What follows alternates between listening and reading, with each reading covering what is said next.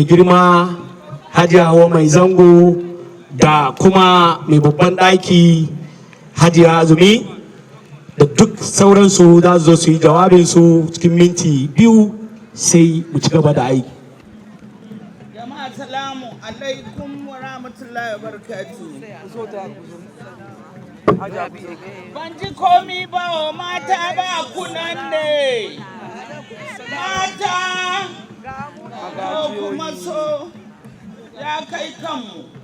Salamu alaikum wa rahmatullahi wa barakatuh. Wa alaikum salam wa rahmatullahi. Gaishe da kakanmu Chief Imam. Mun kuma gaishe da sarkin Hausawa Greater Accra. Muna gaida sarakunan da suka haɗu nan ga duka mun gode Allah ya saka da hairar. To abin da za mu magana kai guntu ne. Mata iyayen duniya, iyayen gari. Ko yaya kai isa mace ta haife ka. Muna gargadi kaɗan bisa kan abin da ke gabanmu da za mu yi shekaran ga shine election. Don Allah don annabi kanmu yadda wani ya yi amfani da kwakwalwanmu da hikimanmu da wayonmu. Mu yi abin da ya kamata, abin da Allah Ubangijinmu ya ce mu yi saboda mu ga ci gaba cikin harkokinmu.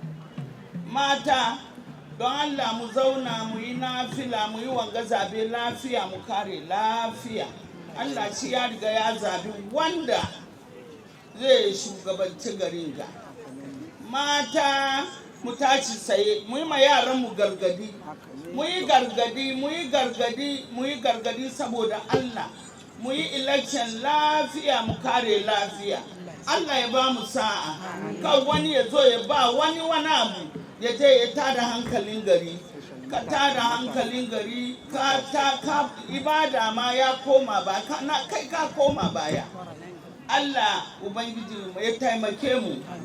Mata kuna nan, mata kuna nan, At-takbir, At-takbir, At-takbir, Allahu Akbar.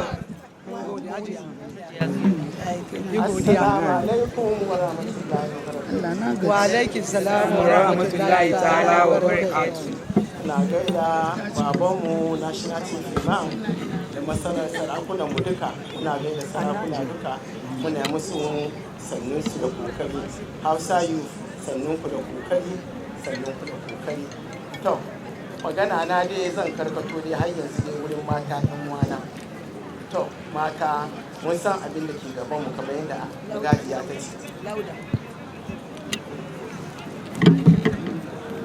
Magana da ke gabanmu mun sani shine mai na election. To, ‘ya'yanmu kasu fi karfinmu, kowa ya yi ɗansa ko ‘yarsa gargadi, kowa ya bi wanda yake so. Kar a zo a haya mu yaranmu ko me za a yi, na taɗanci ne sai a zo zango, a zo a ba da kuɗi. Su ne wanda ba su san kan karfinsu ba, su je su yi shakiyanci, su yi abin da bai kamata ba, in kuma an yi nasara kuma a manta da su. Shi yasa don Allah iyaye mata ina roƙonku ku yi ma yara magana, ku yi ma matasanmu magana. Matasa in kuna da aikinku ba sai lalle kun je ku yi wannan ba. Ku nemi ilimi, ku nemi aiki. Akwai sana'a da yawa wanda ke zaune ba sana'a yake zaman base, shi ne ake zuwa a bashi kudi a ce je kai haka je kai haka. Amma kana da sana'anka ba za ka je kai wannan ba. Muna yi ma iyaye mu magana ne yan uwanmu don Allah yaran mu mai hankali. Kar kowa ya yarda shi abin arziki ba da gan wuri ba shi abin tsiya. To Allah kiyaye mu. To Allah sa mu dace. Assalamu alaikum wa rahmatullahi ta'ala wa barakatuh. Wa alaikum salam. Ina gaishe da babanmu Chief Imam da sauran sarakai dunga da duka. Allah kiyaye mu duka baki daya. Ni ma zai magana kaɗan kan matasa. Muna ba da hankuri matasa, yaranmu matasa. During election, su wake use. Muna ba da hankuri don tim mu shekaran ga ina kan batun election. Kuma ina ko'ina na fadi. All the political party wai suna bidan peace. Ya kamata mu samu peace kuma without justice kuma bai da kyau. Mu samu justice, mu samu kuma peace. Shi ya fi yaranmu kuma matasanmu, especially maza, Allah ka kiyaye su. Allah ka sa su yi wani abu da zai zama muna wahala. Allah ka kiyaye mu. Magajiyoyi kuma duk magajiyoyin Ghana duka mun gaishe ku. Allah kiyaye ku.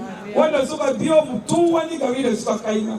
Allah sa ku kai gida kuma lafiya. Allah kiyaye ku kuma. Allah ba mu sa'a da